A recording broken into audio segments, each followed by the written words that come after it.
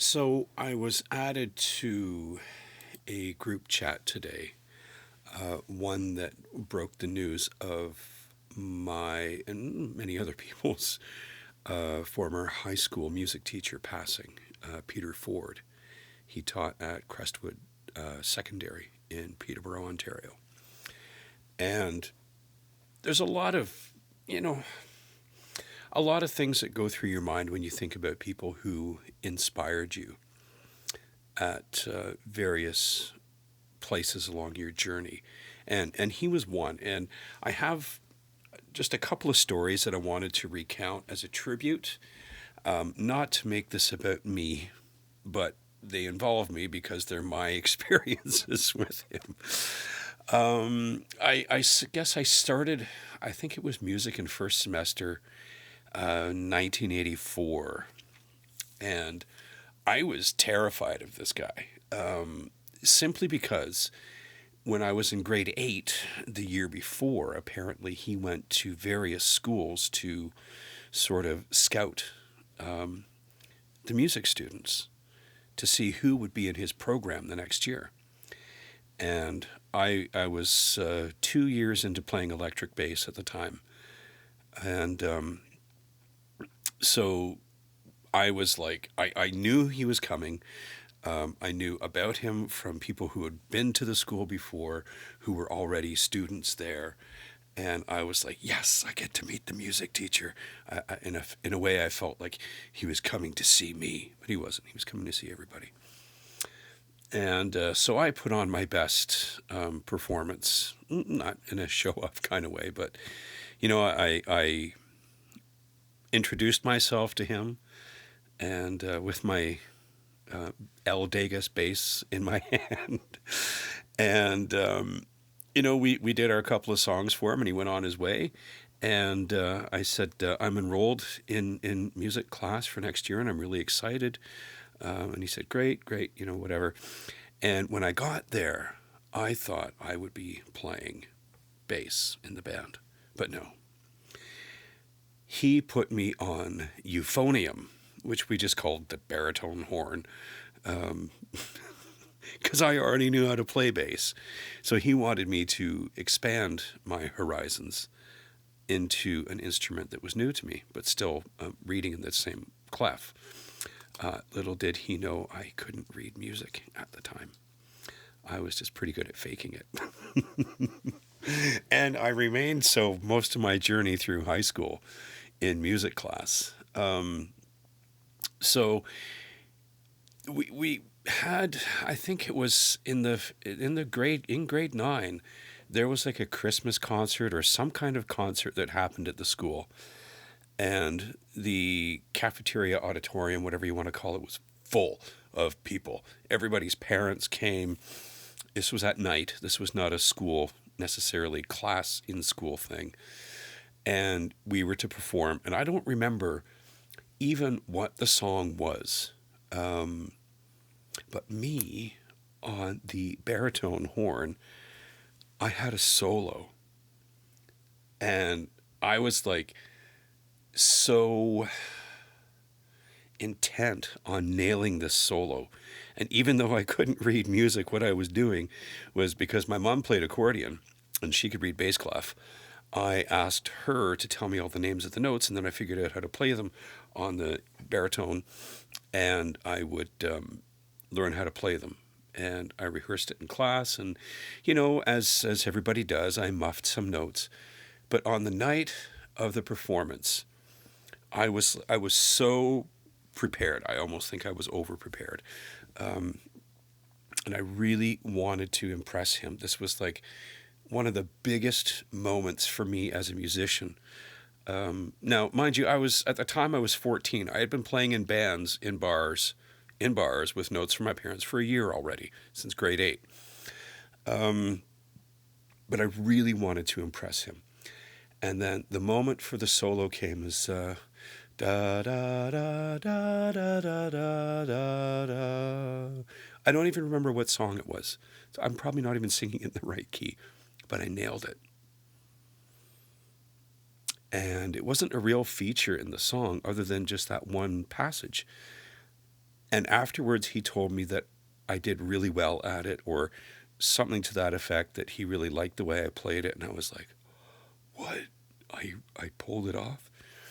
And that right there was one of the first real big moments for me as a musician, to get the unsolicited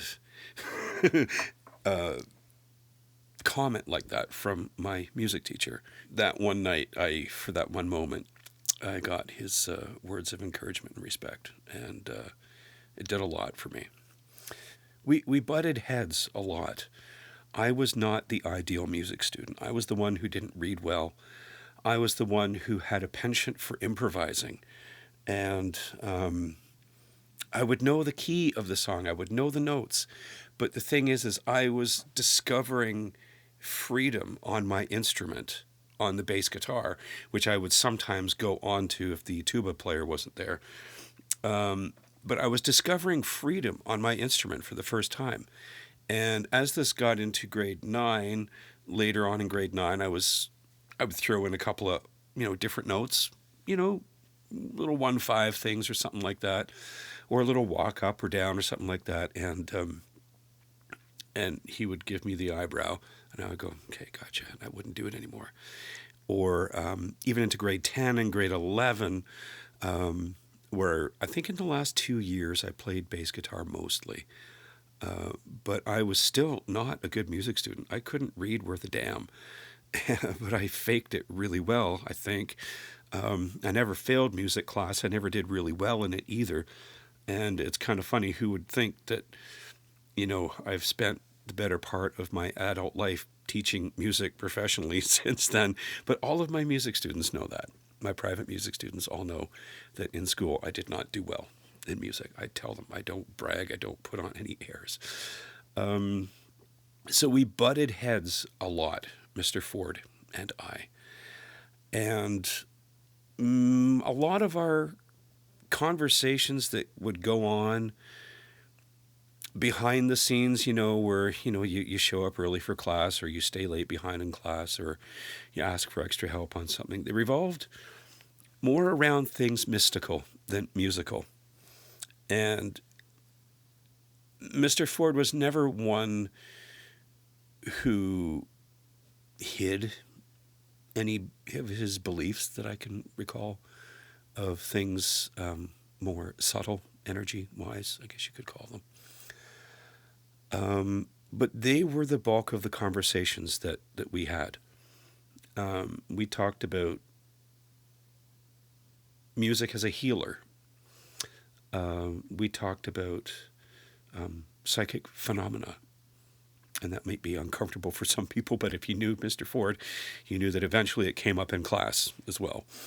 And so I think I got a lot of inspiration from him, knowing that there were teachers out there who got it. And no matter what school you went to, no matter what era you were in, you know that there were teachers out there who got you. And Mr. Ford, I think, was one of those people who got me, and in a way, he tolerated me being in his class. And it was at the end, near the end of grade 11 music class, where it was suggested to me that I could finish out my semester of music with the mark that I had at the moment, if I were to not return to class. And so I didn't. I think I finished my grade 11 music class with 64% average. That one stung a little bit, but I think it was probably one of the higher marks I got in music in high school. And I finished out the year that way. I had a spare for the last month or so. And I didn't take music in grade 12, and I didn't take music in grade 13, but by that point, I was already working as a musician. I had, at least 1 or 2 gigs a week booked with my band made of fellows from Trent University and whatever. And I was doing some recording on the side with another friend of a friend. And so I was already working in music at that point. So in a way, I didn't miss music class, but I missed him. And it's interesting in the group chat that went on today. Um, it was interesting to note how many people commented that he was just on their mind recently. And I commented that he was. I think it was just yesterday morning or something like that. This morning, maybe, I don't know. Um, I remember going in there and asking if I could try out playing, being in the percussion section. And he wasn't adverse to that, but me, as the kid who couldn't read music worth a damn, I got put on things like, the occasional triangle hit or something like that. And I remember sitting down behind the drum kit and, that typical the drum, the ride cymbal thing. I asked him, I said, is this how you play it? And he says, well, you could do it like that, or you could do it on the hi-hat. And I was like, how do you do it on the hi-hat? And I stood up and he sat down behind the drum kit and he just demonstrated it. And I was like, whoa, that's cool. I'm jamming with my music teacher. And that was the thought that went through my head, as I think I was probably just making coffee at that time of the day. So yeah, I just wanted to make a little tribute to, of course, we do these things too late. We always do. Tributes never come on time. But it was just, to get it out there. And I'm going to put this on my personal YouTube page and I'm going to share it to the group chat, the link as well, because I think it'd be fun if other people did the same kind of thing and just made a little video of themselves talking about what he meant to them. Because it's always, I shouldn't say always, it's almost always the arts teachers who I connected with best anyways.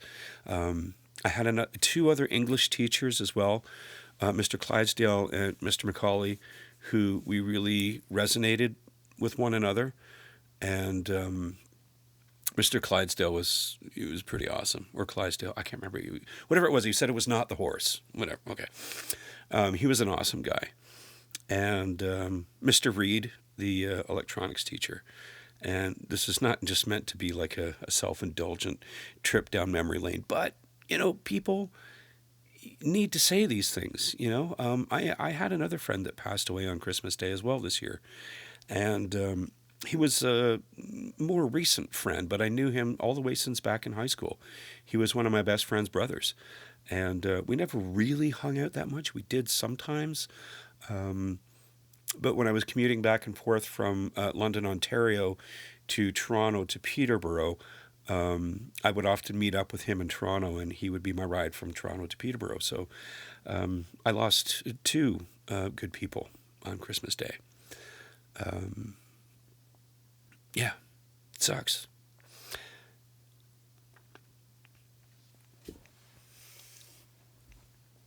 So the one thing I will ask you or suggest to you is, when there are people in your lives like that who've made an impact, simple little things, just whether it's once or daily or monthly or yearly, whatever, if they've made an impact, let them know.